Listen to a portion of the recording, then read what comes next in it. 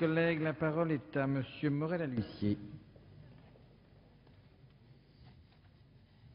Monsieur le Président, Madame la Ministre, mes chers collègues, il était important que notre Assemblée s'empare de ce sujet. Vous connaissez ici mon engagement sur ce dossier. Il y a plus d'un mois, j'ai décidé, avec mon collègue Pascal Terrasse, de créer un comité parlementaire de surveillance et de précaution sur le gaz de schiste. Nous avons déposé une motion à l'adresse des parlementaires de tous bords politiques. Cette motion a connu un succès immédiat, puisque ce sont plus de 100 parlementaires qui se sont manifestés pour y apporter leur soutien. En même temps, une pétition a été faite à l'adresse des citoyens qui, à ce jour, compte plus de 35 000 signatures.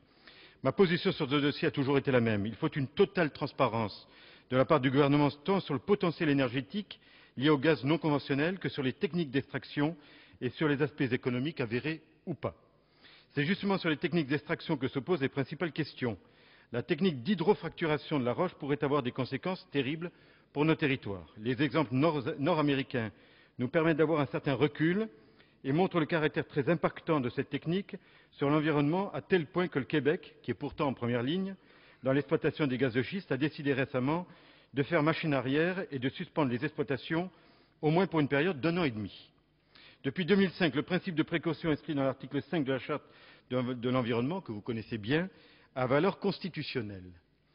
Dans ce dossier, ce principe doit être invoqué. Nous ne pouvons à la fois rechercher l'excellence environnementale, notamment à travers les 2 lois Grenelle, et en même temps autoriser sans garantie les techniques d'hydrofracturation qui, je le rappelle, consistent en une perforation à angle droit de la roche jugulée au déversement d'une quantité considérable d'eau, 15 000 m3 d'eau par puits, d'après ce qu'on m'a dit, ainsi que des additifs chimiques et du sable.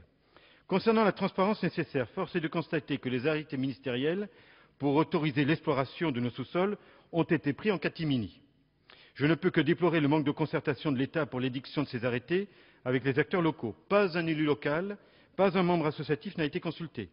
A-t-on eu un débat national sur ce sujet dans d'autres instances, au sein de votre ministère, au ministère de l'Énergie, au Conseil économique et social et environnemental? Comment a été prise la décision de délivrer tel ou tel permis d'exploration? En date du 7 février, j'ai adressé un courrier au ministère de l'Écologie afin que me soient communiqués tous les actes administratifs autorisant l'exploration des sous-sols. Je profite de la tribune qui m'est offerte aujourd'hui pour renouveler cette demande. Madame la ministre, la représentation nationale doit avoir accès à tous ces documents. Je souhaiterais être entendu sur ce point. L'émotion sur les territoires est immense et la mobilisation à la hauteur des craintes suscitées par les permis d'exploration. La mobilisation des citoyens et des élus locaux est importante, et particulièrement dans des départements, je ne saurais oublier l'Ardèche, la Lozère, qui se mobilisent pour obtenir un classement à l'UNESCO des Causses et des Cévennes sur l'agropastoralisme, classement qui sera fortement compromis si le gaz de schiste vient à être exploité sur ces territoires. On dépense énormément d'argent sur le dossier UNESCO et je voudrais que bon compte soit tenu de ce dossier qui est porté par l'État français. Je voudrais vous rappeler aussi que la Lozère, c'est le pays de la spéléologie, de l'Avesnes-Armand et de Dargilance, c'est des merveilles souterraines. Qu'est-ce qu'il en sera si on laisse ce dispositif se mettre en place? Le Premier ministre est lui-même intervenu pour décider d'un moratoire et a demandé aux ministres concernés de veiller à ce qu'il ne soit procédé à aucune opération de forage de gaz et d'huile de schiste à l'aide de méthodes non conventionnelles d'ici à la mi-juin, soit la date de la remise du rapport parlementaire. Il a aussi demandé que des mesures d'information et de consultation du public soient scrupuleusement respectées. Je tiens à saluer publiquement la décision du Premier ministre. C'est une position importante. Vous-même, Madame le ministre, vous avez décidé avec Éric Besson, ministre de l'Industrie, de saisir le CGIET d'un rapport circonstancié. Soyez-en remerciés.